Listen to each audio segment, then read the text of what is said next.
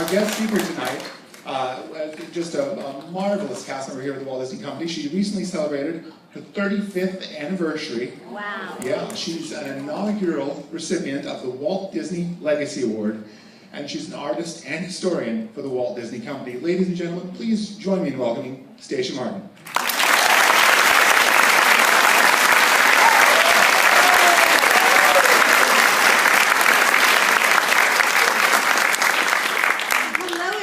Thank you so much. Thank you to Chris, and thank you to Walter and Alex and the Annual Pass Holders Special Events team for making these wonderful evenings possible. I'd also like to thank you for making these possible too. As Annual Pass holders, you're the next best thing to one of us Disneylanders that's full-time. You're an almost full-time Disneylander, and so you're part of the family too, and we're so excited that we can meet together kind of as we build up the anticipation to celebrate Disneyland's birthday. And you all know that it's coming up, right? July 17th, yes, we will be 58 years old, and may I hasten to add, I was not there on opening day, just so you know. But I basically do have the very best job in the world. As a Disney artist and historian, I get to not only work with our famous Disney characters by pushing a pencil and making them come to life, but also I get to help document not only how the characters began, but also how our entire company, and more specifically, how Disneyland began. And that's where this presentation has its roots. We're going to talk about the earliest days of Disneyland, and of course, in 58 years, there's a whole lot of history to be covered, and I couldn't possibly go through everything, and if I just read lists, that would be rather dull. So we're just going to talk about things that I thought I'd like to talk about, which makes it easy because that way we can kind of have a little potpourri of stuff, and hopefully there'll be some things that you might not have ever heard about before. So I've got my fingers crossed for that. May I take a little poll here and see which of you, if any, were here last week for our Adventureland Frontierland show? Anybody? Oh, wonderful, you brave people, you came back. That's marvelous. Well, I appreciate that, and for those of you who haven't been with us before, welcome, and I hope there'll be a few surprises around the bend. But let's get going here because, of course, our themed lands of today are two of the originals, Tomorrowland and Fantasyland. Oh, yes, let's hear it for Tomorrowland and Fantasyland. Now, those of you who were here last week, or those of you who may know me, know that one of my very favorite Disney collectibles is the recorded sound. It can be vinyl, it can be tape, it can be a CD, but mostly it's vinyl. So I thought it would be fun, since this is my show, to start out with some recorded vinyl. So I don't know if you know this, but the individual lands of Disneyland, the individual areas, very shortly after opening, received theme songs. There were a series of little children's records, the little plastic ones that you could buy that had theme songs for the different lands. And so what I'd like to do is to start out our tour of Tomorrowland first by introducing you to the official Tomorrowland theme song.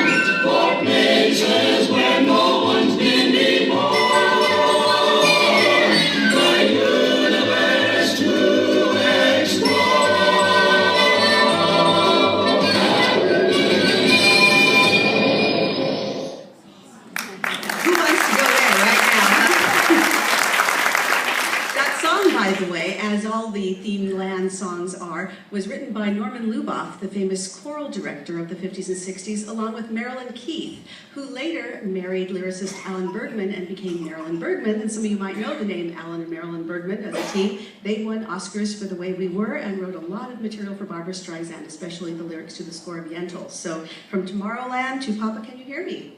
Marilyn Keith Bergman. There you go. But now, let's introduce Tomorrowland in a little more formal way. This is the way that Walt Disney did it on the very first broadcast of the weekly Disneyland Anthology television series. That was October 27th of 1954. The show was called Disneyland so that he could use the programming to acclimate folks to the upcoming actual location here in Anaheim that was still several months away. So here's Walt's introduction to Tomorrowland. Ever since the invention of the bow and arrow, mankind has both worried and been fascinated by the forward march of science.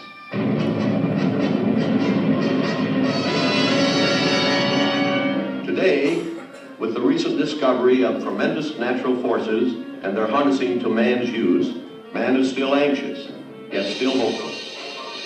In the programs to come from Tomorrowland, we plan to explore these forces and their use, to find some measure of understanding about the things that lie before us.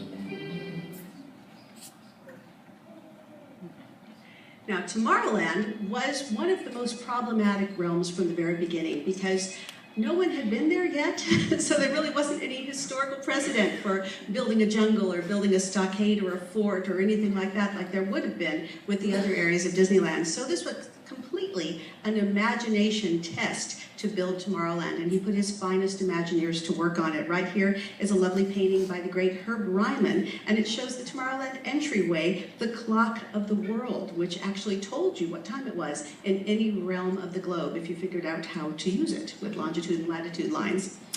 We also had a lot of exhibits here that were presented by a lot of Disney's sponsors on the television show. It was kind of a multifaceted agreement. If you were one of the sponsors of the Disney television show, perhaps you might also wish to sponsor an exhibit at the park that would tie in and help pay for the park and things like that. So they were very busy in securing alliances, some of which are still in place today, but they did a very good job at tying in the concepts. You can see right behind Herb Ryman's Clock of the World there, the Circarama building. That's the building there with the little atom logo on it. And Circarama was a film that surrounded you with 360 degrees of image. Now, a lot of you may remember Circle Vision. That's very similar. The first Circarama film was a tour of the Western United States, and it was actually done on more screens. It was 11 screens, and so you had more scene lines between the screens. Later, they perfected the Circle Vision technique about 1964 and pared the number of screens down so you had fewer division lines, and also you had a proper theater. The first Circarama theater was actually a combination theater and showroom because it was presented by American Motors, which was the makers of the Nash Rambler, and also Kelvinator appliances. So imagine this, if you're standing in the Circarama Theater, there's a car next to you, and a refrigerator, and all these different appliances, and then you look up, and while you're examining the appliances, you see the Tour of the West going on, which was a film that had premiered at the Brussels World's Fair. It kind of worked, but it was much better and more sophisticated by the time they got to Circle Vision.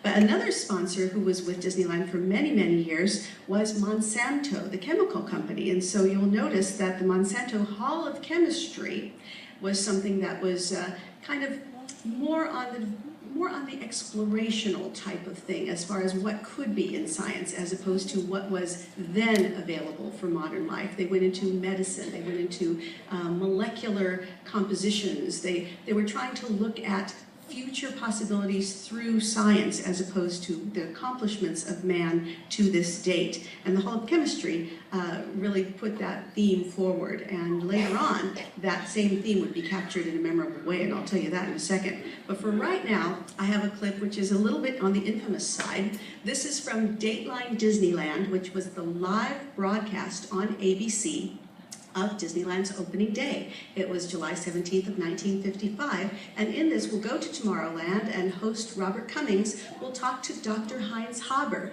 who was familiar to Disney viewers as the host and author of Our Friend the Atom, both a popular Disney TV episode and a book that was published again putting forward the theories and possibilities of molecules and atoms and energy and things like that for the future betterment of mankind. So as on live TV, sometimes things don't always go as anticipated. So let's watch as Dr. Heinz Haber at Disneyland's opening day attempts to demonstrate an atomic chain reaction on live television. In Tomorrowland, we are presently preparing a show for you that tells all about the atom and what the atomic age will be like in the future. You see, nature's energy comes from the atom too. Through atomic energy, we get solar heat. And through sunshine, clouds, and rain, we are getting water power. And with water power, we produce electricity for our show. Now, soon we can do this in a shortcut with the atomic pile that will be able to produce for us electricity. Now to show you how a pie looks inside, I have here on this table over 100 mouse traps, and they're all loaded and ready to go.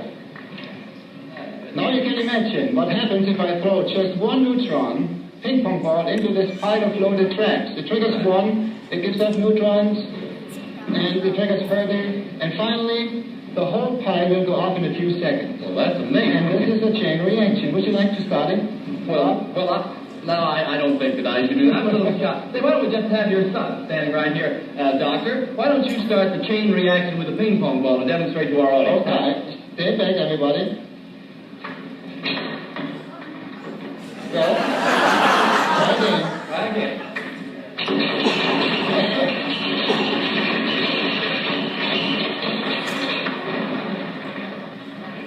Now, what you have seen here with the mouse traps and the ping pong balls is an important part of your future, the power of the atom.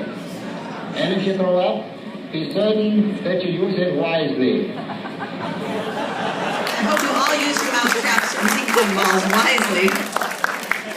Well, live TV was something, but also the whole concept, the simplifying of the mysteries of science was something that they really looked to do in Tomorrowland. And even after the Hall of Chemistry, and during the Hall of Chemistry for a little while, Monsanto wanted to expand its association with Disneyland, so they put in something many of you remember, located just about where Pixie Hollow is now, the Monsanto all-plastic House of the Future. They very proudly went on to tell you that nothing man-made or organic was in this house. It was completely plastic.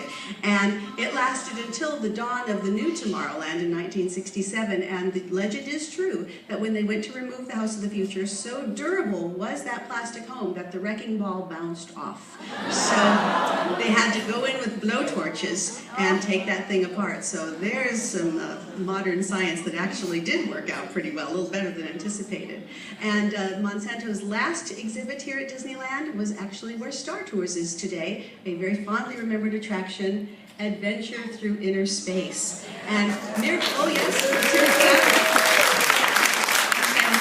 from Molecules, you'll see on the lower corner there, the record there, that was a song written by Richard and Robert Sherman for the Monsanto attraction. And as with pretty much all of Walt Disney's thoughts, the Sherman brothers were so perfectly able to encapsulate what it was he was trying to express with an attraction or in a movie or with a story point in a very simple musical way. And so that's what they've been trying to say since 1955 with the Hall of Chemistry and the mousetraps and everything, was miracles from molecules. And that's exactly what those exhibits tried to put forward. And I think they did it very, very well, thanks to the Sherman brothers especially.